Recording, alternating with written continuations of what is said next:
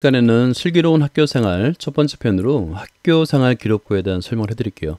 보통 학생들이 학교 생활하는 동안에 그 성적표에 대한 관심은 많으면서 학교 생활 기록부에 대해서는 잘 모르는데요. 학교 생활 기록부에 어떤 항목이 있고 무엇에 중점을 둬야 되는지를 설명을 해보도록 하겠습니다.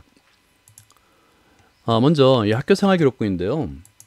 여러분 학교 생활 기록부의 의미는 무엇인지를 아는 게 중요한데요. 첫 번째가 학생의 학교 생활 태도 및 학습 성장 변화를 담아내는 학생 종합 성장 보고서예요.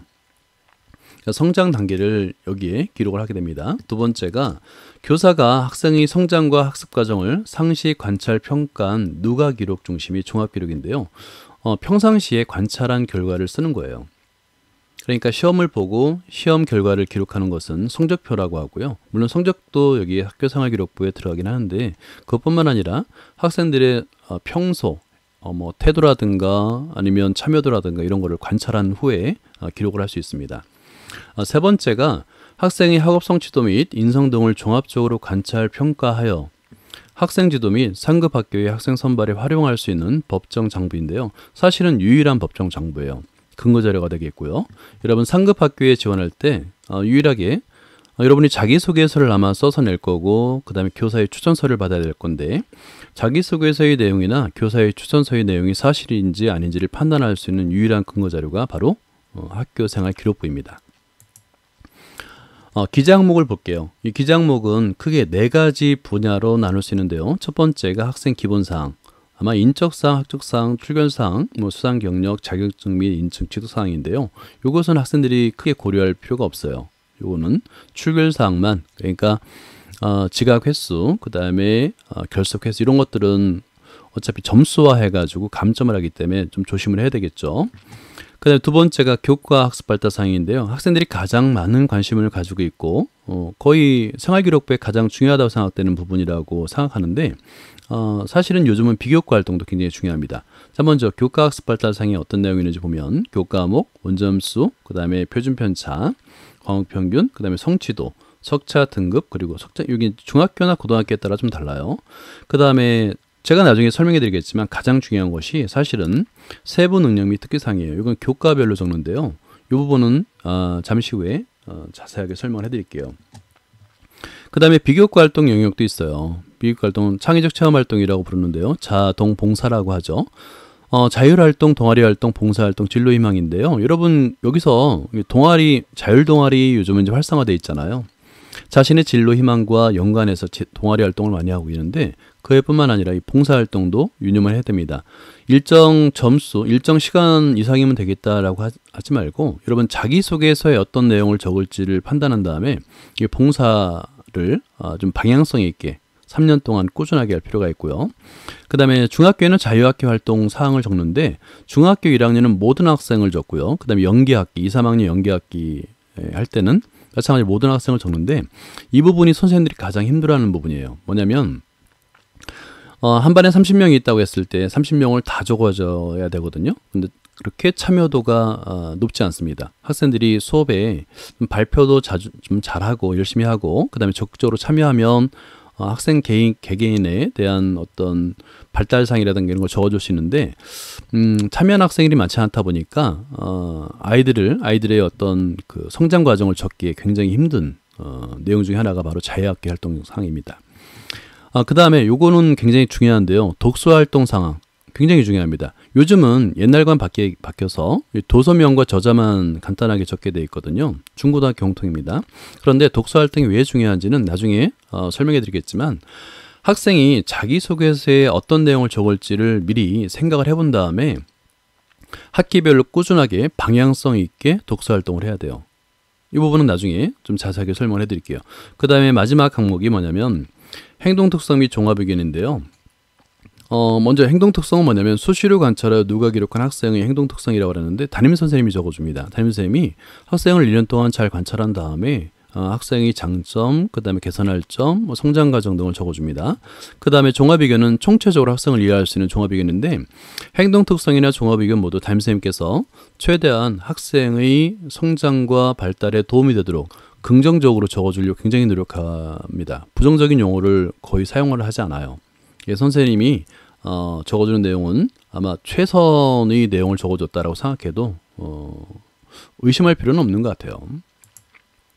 자, 이제 하나씩 볼게요. 학생의 기본사항인데 이 부분은 사실 크게 걱정을 하지 않고 단지 출결사항만 몸이 아프거나 병결이거나 이럴 때 여러분이 이 출결사항 때문에 감점을 받으면 안 되거든요. 이게 상급학교 진학 시에 감점 요인이 되니까 그 부분은 여러분이 항상 확인을 해가면서 관리를 해주면 됩니다.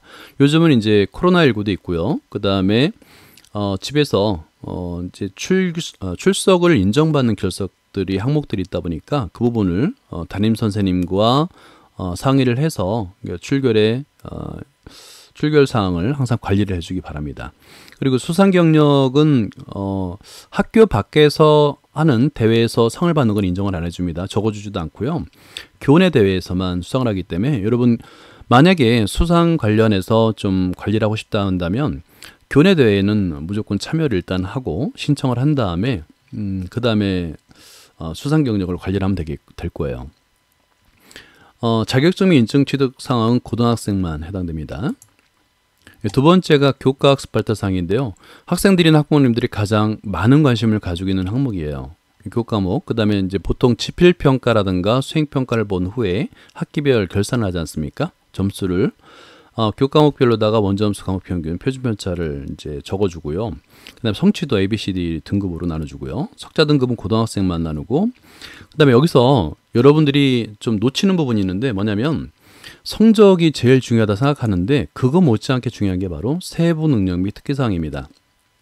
이거는 교과별로 적어줘요. 그러니까 국어 따로, 수학 따로, 영어 따로 이렇게 적어줍니다. 선생님들이 적어주는데 보통 학기별 차이가 있습니다. 뭐 20% 내외로 적어줘요.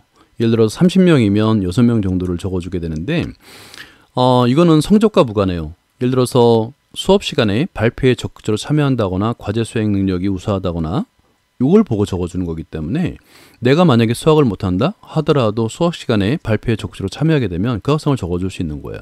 이 부분이 제일 중요합니다.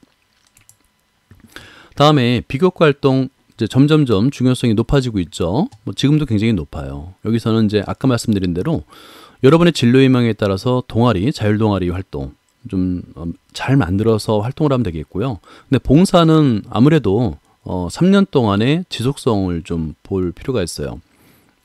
굳이 진로 희망과 연관되지 않다 하더라도 하나의 봉사활동을 오랜 기간 꾸준하게 하고 있다는 것이 굉장히 중요한 평가 요소가 됩니다. 그 다음에 자유학기 활동, 아까도 말씀드렸듯이 선생님들이 적어주기 제일 힘들어하는 부분인데요. 모든 학생을 의무적으로 다 적어줘야 됩니다. 근데 학생들의 참여도가 그렇게 높지 않아요. 그렇다 보니까 정말 적어줄 말이 없는데도 불구하고 다 적어야 되기 때문에 선생님들이 가장 힘들어하는 부분이고요. 독서활동 매우 중요합니다. 비교과 활동에서 사실 제일 중요한 것은 봉사와 독서활동이라고 봐도 되는데요. 아까 말씀드렸듯이 책의 이름과 저자만 간단하게 적어요. 그런데 왜 중요하냐? 왜냐하면 나중에 자세하게 설명해 드리겠지만 여러분의 꿈이 자기소개서에 나중에 상급학교 진학 시에 자기소개서에 나의 꿈은 천체물리학자입니다 라고 적었는데 매 학기별로 천체물리학자에 대한 독서활동이 제대로 되어 있지 않으면 그 말은 거짓말이라고 판단하는 겁니다. 굉장히 중요해요. 여러분이 학기별로 자기소개서에 어떤 내용을 적을지를 기본적으로 판단한 다음에 적어도 3권 이상 나중에 설명해 드릴게요. 어떤 3권인지를 읽어서 그거를 근거 자료로 마련해 줄 필요가 있습니다. 그 다음에 행동특성 및 종합의견은 담임선생님이 적어주는데요. 여러분 사실은 여러분에게 그 부정적인 용어를 사용해서 생활기록부, 행동특성 및 종합의견을 적어줄 담임선생님은 거의 없을 거예요. 정말 어지간하면 다 긍정적으로 적어주는데 여러분이 좀 태도를 좀 더 좀 올바른 태도로 보이려고 노력할 필요는 있어요. 매 시간마다 떠들어서 담임선생님한테 그 학생 때문에 수업 못하겠다는 말을 듣게 되면 담임선생님도 어쩔 수가 없는 거예요. 긍정적으로 적어주기 힘든 경우가 있습니다. 그 부분만 조심하면 여러분에게는 아마 행동특성 및 종합의견에 대해서는 아마 좋은 말로 긍정적인 말로 적어줄 거라고 생각합니다. 여기서 가장 중요한 항목, 강조하고 싶은 항목이 있는데요. 바로 교과별 세부 능력 및 특기사항이에요. 여러분 그 생기부를 출력을 해보면 어떤 학생은 굉장히 두꺼운데 어떤 학생이 얇죠? 몇 장 안 되죠? 그 차이가 어디서 나타나냐면 주로 교과별 세부 능력 및 특기사항이에요. 그러니까 보통 20% 내외 30명이면 6명 내외를 적어주게 되는데 어떤 학생은 모든 교과에 대해서 우수하다고 적극적으로 참여가 굉장히 우수하고 적극적인 참여 태도를 보였다라고 적어주는 반면에 어떤 학생은 단 하나의 교과에서도 세부 능력 및 특기사항에 적어주질 못해요. 그래서 이게 차이가 제일 큰 겁니다. 좀 이따 자세하게 설명해 드릴 거고요. 그 다음에 두 번째가 요거 부분 굉장히 중요합니다. 학생이 제출한 자료로 기록하는 항목, 여러분들이 관리할 수 있는 항목이 세 가지가 있는데요. 첫 번째가 독서활동, 두 번째가 봉사활동, 세 번째가 진로희망이에요. 요거 놓치면 안 돼요. 그러니까 내가 교과 활동이 교과 영역에서 성적이 조금 남들보다 낮다 하더라도 여러분이 신경 써서 관리를 하게 되면 나중에 자기소개서라든가 이런 거 쓸 때 아주 적당한 근거 자료로 만들어 놓을 수 있는 것이 바로 독서활동, 봉사활동, 진로희망이에요. 독서활동은 매 학기별로 꾸준하게 여러분의 진로희망과 연관돼서 된 독서활동을 꼭 3권 이상씩 해놔야 됩니다. 봉사활동은 사실 영역은 크게 구분이 되지 않아요. 나 의대 갈 거니까 의료기관에서 봉사활동을 하겠다. 그건 괜찮아요. 근데 의대 갈 건데 의료기관이 아니어도 상관없어요. 그러니까 다른 사람, 내가 의사가 되고자 하는 것은 힘겨운 다른 사람을 나의 지식과 경험을 통해서 좀 힘든 사람들을 도와주고자 하는 마음이 있다는 거잖아요. 근데 그걸 표현할 때 중요한 거는 장기간 하고 있느냐, 1년이 아니라 3년 동안 꾸준하게 한다라는 어떤 그런 개념이 높은 평가를 받습니다. 그러니까 봉사활동, 그다음에 진로희망은 중간에 바뀌어도 상관없어요. 그건 크게 감점 요인이 아닙니다. 단지 마지막에 여러분이 자기소개서에 나의 꿈은 천체물리학자라고 썼는데 진로희망에 딴 얘기가 적혀있으면 안 되겠죠. 그 부분은 좀 조심해야 돼요. 자, 왜 가장 중요한 항목이냐를 설명해 드릴게요. 교과별 세부 능력 및 특기사항은 생기부 중에서 가장 중요한 항목인데요. 왜 그러냐면 일단은 각 교과별로 20% 내, 학교마다 약간 차이는 있습니다. 20% 내의 학생을 적어줘요. 그러니까 여러분이 성적이 좀 낮다고 하더라도 수업 시간에 적극적으로 참여만 하면 선생님이 적어줍니다. 20% 내외라는 것은 20%를 넘어도 된다는 얘기예요. 만약에 30명 모두가 매우 적극적으로 참여했어요. 그러면 30명 다 적어줘도 돼요. 그러니까 이거는 여러분의 노력 여부에 따라서 적혀질 수 있는 근거가 되는 거고요. 자료이고요. 그 다음에 성적이 아니에요. 이 세부 능력 및 특기사항을 적는 기준이 성적이 아니라 수업 시간의 발표 참여도예요. 그러니까 여러분이 학에 따라서 각 교과별로 이렇게 세부 능력 및 특기사항의 세특이라고 부르죠, 보통. 적힐 수도 있고 적히지 않을 수도 있는 거예요. 세부 능력 및 특기사항에는 어지간해서는 부정적인 용어를 절대 적지는 않습니다. 우수한 학생들만 적어줘요. 교과별로 20% 내외 적는데 굳이 안 좋은 아이를 안 좋다라고 말할 필요는 없잖아요. 그죠? 그 다음에 과제 수행 능력인데 선생님들마다 교과 시간에 공식적으로 낸 과제 수행 능력뿐만 아니라 과제뿐만 아니라 비공식적으로 이거 한번 알아볼 사람 이렇게 하는 경우가 있는데 그때 적극적으로 한번 참여해 보세요. 선생님들이 굉장히 잘 기억해 줍니다. 그러다가 꼭 기억을 해뒀다가 기록을 해주니까 과제 수행 적극적으로 참여할 필요가 있고요. 그 다음에 많지는 않지만 주제탐구 보고서를 써서 내는 학생들이 있어요.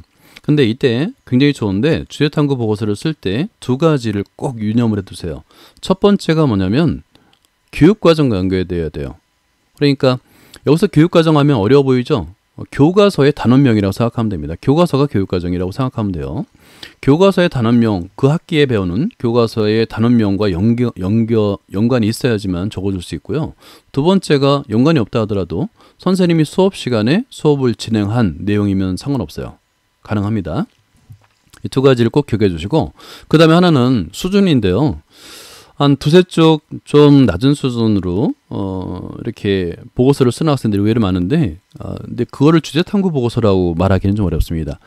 양식에 맞추어서 이거 나중에 별도로 동영상을 만들어 설명해 드릴게요. 주제탐구 보고서를 써서 여러분 선배들이 쓴 걸 보고 참고해서 쓰면 됩니다. 그래서 제출하면 선생님들이 우수하다고 판단되면 적어줄 수 있어요. 자, 그 다음에 학생이 제출한 자료를 기록하는 항목, 요거 여러분이 꼭 신경 써야 됩니다. 요 세 가지. 이 중에서는 이제 독서활동, 제일 강조하고 싶은데요. 그다음에 봉사활동, 진로희망인데요.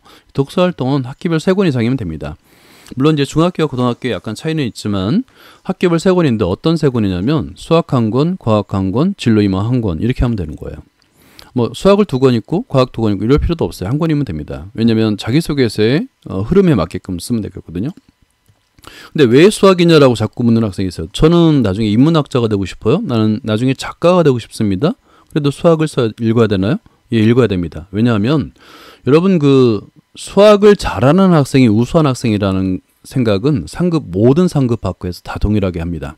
그러니까 수학을 잘하고 또는 수학에 관심이 많은 학생이 우수한 학생인 거라고 생각을 해요. 일례를 들면 예전에는 서울대학교 의과대학, 그러니까 우리나라에서 가장 공부를 잘하는 학생들을 선발하는 그 단과대학에서 심층면접 필수 교과로 생물이 아닌 수학을 선택했어요. 수학으로 심층면접을 봐서 학생을 선발했습니다. 왜 그랬을까요? 왜냐하면 그 의과대학에서도 수학을 잘하는 학생이 가장 우수한 학생이라는 걸 알기 때문에 그런 거예요. 그래서 여러분 수학도 수학사라든가 굉장히 재밌는 책이 많습니다. 선생님도 그래서 이제 수학 관련 책을 쓴 게 있는데요. 뭐 예를 들어서 수학을 알면 보이는 세계 이데아. 이거는 그냥 재미있게 읽을 수 있는 수학사 관련된 그런 내용이거든요. 수학의 의미와 가치를 좀 알려주고 이런 책들 괜찮아요. 그러니까 여러분이 관심 있는 책을 읽고 독서활동에 기입을 해주면 됩니다. 그 다음에 봉사활동은 진로희망과 연계시키는 게 좋아요. 그런데 연계되어 있지 않다 하더라도 3년 동안 꾸준히 이게 높은 평가를 받는다는 거 기억해 주면 되겠고요. 근데 진로희망은 지원하는 학과와 관련되면 당연히 그렇게 적어야 되는데 중간에 바꿨습니다. 괜찮습니다. 바꿔도 돼요. 이제 마지막 학기에 저는 예를 들어서 의대를 지원하는데 진로희망에는 마지막 학기에 진로희망에 예를 들어서 뭐 다른 의대와 다른 걸 적어놓으면 좀 이상하겠죠. 생활기록부는 반드시 자기소개서의 근거자료가 된다는 점을 기억을 해줘야 됩니다. 그러니까 자기소개서를 여러분이 나중에 상급학교 진학 시에 꼭 쓰게 돼요. 고등학교 진학 시에 쓰던 학생도 있지만 대학교 진학 시에는 100% 써야 됩니다. 그런데 유일한 근거자료는 생활기록부밖에 없어요. 예를 들어서 이런 거 한번 생각해보죠. 자기소개서에는 반드시 지원 동기라든가 수학과 연계성 이런 걸 물어요. 또는 왜 지원했느냐 이런 걸 물어요. 그러면 여러분은 일단 여기에 예를 들어서 나의 꿈은 천체물리학자입니다 라고 2갈씩으로 이렇게 보통 적어야 되거든요. 그럼 적었다 생각해봐요. 그러면 이 학생이 꿈이 천체물리학자인지 아닌지를 우리가 그 심사위원들이 어떻게 알 수 있는 방법이 없어요. 유일하게 생활기록부를 보는 겁니다. 그러면 자기소개서 사실 여부를 오직 생기부를 통해서만 확인할 수 있는데 사실인지 여부요. 사실 여부를 판단할 수 있는데 그럼 뭘 보느냐? 독서활동을 보는 거예요. 독서활동에 예를 들어서 천체, 물리학자 그리고 수학과학 관련 독서활동이 매 학기마다 꾸준하게 이어지고 있느냐. 그러니까 천체물리학자가 꿈인 학생이 학기마다 수학이나 과학 관련 책을 읽는 건 너무나 당연한 거잖아요. 그죠? 그러니까 그걸 보게 되는 거고요. 그러면 매 학기마다 수학과학 관련 도서들을 꾸준하게 읽었어요. 그러면 이거는 사실이라고 보는 겁니다. 그리고 또 하나가 아까 세특 굉장히 중요하다고 그랬잖아요. 꿈이 천체물리학자는 학생이 수학 시간과 과학 시간에 참여도가 당연히 높아야 되겠죠. 다른 학생에 비해서. 그래서 모든 교과에 대해서 우수하면 더 좋겠지만 반드시 이 관련된 교과, 수학, 과학 세특에는 관심과 참여도가 높다라는 선생님의 평가가 적혀 있어야 되는 거예요. 이제 마지막으로 슬기로운 학교생활 설명했던 내용을 좀 정리를 해줄게요. 여러분 그 생활기록부를 이제 생활해 볼 때 단순히 성적만 생각하는 학생들이나 학부모님들이 의외로 많은데요. 그건 아니고요. 다양한 항목들이 있다는 거, 그리고 다양한 항목 중에서 우리가 이제 적어야 될 것들이 있고 학생들이 제출한 내용으로 적는 게 있잖아요. 그래서 중학교 1학년 때나 고등학교 1학년 때 먼저 자기소개서를 한번 써보라고 꼭 권하고 싶습니다. 나의 꿈이 무엇인지를 꼭 써봐야 돼요. 그런 다음에 독서활동을 그에 맞게끔 읽어나가는 겁니다. 중간에 바뀌어도 상관없어요. 일단은 자기소개서를 먼저 써보도록 권하고 싶고요. 두 번째가 독서활동, 봉사활동에 신경을 좀 더 많이 써야 됩니다. 학기별로 방향성이 있게. 그러니까 몰아서 하면 안 돼요. 1, 2년 동안 안 하다가 3학년 때 1학기 동안 뭐 10권 읽었다? 이거는 뭐 평가 자체가 오히려 불리할 수 있습니다. 교과서 혜택은 성적보다 참여도와 태도라는 부분을 꼭 기억을 해두세요. 성적이 좋지 않다 하더라도 적극적으로 참여하는 학생 또는 올바른 태도를 보이는 학생들 있잖아요. 학습 태도가 굉장히 뛰어나다거나 이럴 거. 그런 학생들은 교과서 혜택에 선생님들이 꼭 기억을 해뒀다 적어주기 때문에 이 부분을 잘 기억을 해두면 좋겠고요. 앞으로도 슬기로운 학교 생활에 생기부를 이제 시작점을 해서 독서 활동, 그다음에 봉사 활동 등 다양한 내용들을 설명을 해드리도록 하겠습니다.